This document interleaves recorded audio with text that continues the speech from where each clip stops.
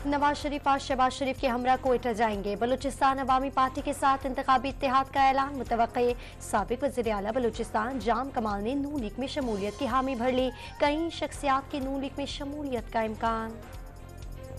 बिलावल भुट्टो का बंद कमरों में इंतखाबी नताइज के मंसूबे बनाए जाने का इल्जाम। अवाम ने 5 साल सिलेक्टेड राज भुगता, अब कोई सिलेक्टेड कबूल नहीं करेंगे। 8 फरवरी को सरप्राइज देने का दावा।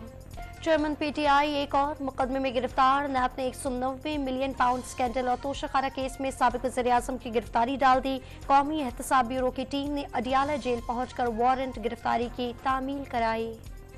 बुशरा बीबी के करीबी साथी फराह गोगी का लीगी रहनुमा अता तारड़ को 5 अरब रुपए हर्जाने का नोटिस। अता तारड़ ने प्रेस कॉन्फ्रेंस में मन घड़त इल्जामात लगाए। फराह खान के तमाम मसासे डिक्लेयर्ड है।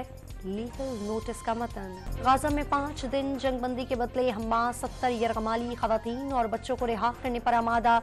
कतरी सालसियों को बता दिया, यरगमालियों की रिहाई की सूरत में गाजा में मुकम्मल जंगबंदी और हर इंसानी इमदाद की इजाज़त होनी चाहिए। अल-कस्साम ब्रिगेड्स के तर्जुमान अबू बैदा का ऑडियो पैगाम। इस्राएली फौज की जबालिया कैंप पर मुतादिद घरों पर बमबारी। 30 से ज़ायद फ़लस्तीनी शहीद। शोहदा की तादाद 11,240 तक पहुँच गई। अल-शिफा अस्पताल के दरवाजे के सामने इस्राएली टैंक खड़े हो गए।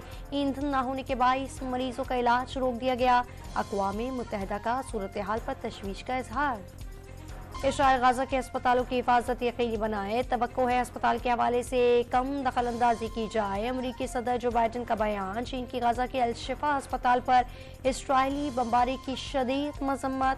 फौरी जंगबंदी की अपील। OIC का इस्राएल को जंगी मुजरिम करार देने का मुतालबा।